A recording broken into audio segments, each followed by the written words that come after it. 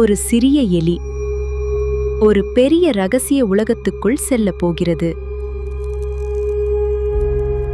இந்த சுரங்கம் எங்க போகுது?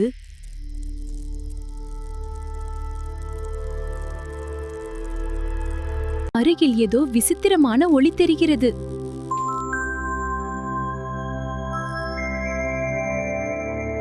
இது எளிதான பயணம் இல்ல.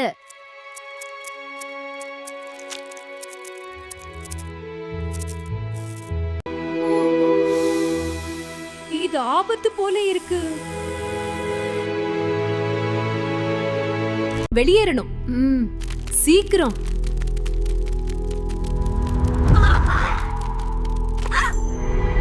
ஆச்சரியம், இது பொக்கிஷம்.